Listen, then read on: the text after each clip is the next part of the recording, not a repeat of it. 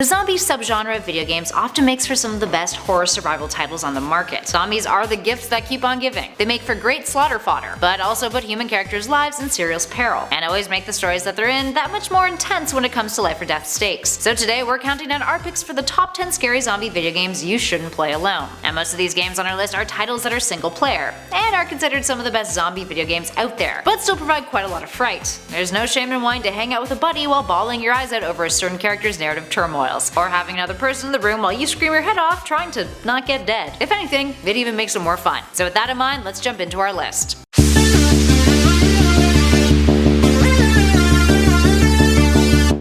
Starting us off in at number 10, Dead Space. Space zombies! Dead Space is one of the less traditional zombie video games on our list, and it's scary as hell. It's jump scare city with this one, guys. Essentially, you play as Isaac Clarke, a ship systems engineer who fights his way through a bunch of aliens on the ship that he's working on, while also trying to not die thanks to the reanimated corpses of his crewmates, known as necromorphs. These necromorphs come in various shapes and sizes, all of which aren't the most fun to come face to face with, as you can imagine. Moving on to number 9, Red Dead Redemption Undead Nightmare. Red Dead Redemption is already a phenomenal game, so when its zombie DLC Undead Nightmare came out, it also got rave reviews, but no surprise there. Set in an alternate timeline of sorts, you play as John Marston, traversing through the map of the game, except now, the world around you is zombified. Your goal is to find the cause of the zombie outbreak while searching for a cure, all while liberating towns that are overrun by zombies. The latter bit makes for a cool mechanic, because as you progress, towns can be overthrown while you're off on side missions, or in other places on the map, meaning you have to travel back in order to clear out the hordes. You also have the option to ride around on 4 specific mythically inspired horses, 4 horses of the apocalypse, all of which have the abilities that pertain to the horseman of the apocalypse that they were inspired by. But of course, you gotta tame them before being able to ride them. Up next, number 8, Days Gone. The only reason why Days Gone isn't higher on this list is because at the time of this recording, it's actually not out yet. Days Gone takes the zombie subgenre to a whole new level. It's introducing brand new mechanics that make the hordes of zombies and the dire need to survive all that more potent. One mechanic allows for hordes of zombies to grow in numbers and chase you. So yeah, you'll be crapping your pants a bit when it comes to some missions. With highly realistic graphics, a new take on zombie behavior, and nightmarish human rivals that you'll be trying to not get killed by, you can take a guess why it scored itself an 18+ rating. And at number 7, Left 4 Dead. Left 4 Dead is a video game series that you don't have the option of playing alone. Lucky you. The game is set during the aftermath of a zombie outbreak. You play as one of 4 survivors in the game who must take down the hordes of zombies. Simple as that. Except it's pretty frightening, and there are various modes the series boasts that make for one hell of a time, especially since it gives players a very cinematic visual experience. If that doesn't sell you, maybe the slew of awards the series has gotten will. It scored awards from the British Academy of Film and Television and the Academy of Interactive Arts and Sciences. Moving on to number 6, 7 Days to Die. 7 Days to Die is from Telltale Publishing. Rest in peace. It takes place after a fictional Third World War that involved a whole lot of nuking, which destroyed much of the planet. You're one of the survivors navigating the fallout and must find food, shelter, water, all that fun stuff, all while trying to not get dead as zombies try to hunt you down. Zombies are one of the unfortunate effects of the fallout. Joy. This is one of the games on this list that doesn't have a specific end goal, which obviously makes the survival component that much more intense. It also has a day and night cycle, with zombies being much more feral and difficult to deal with in the night, of course. Moving on to our number 5 spot, Alone in the Dark.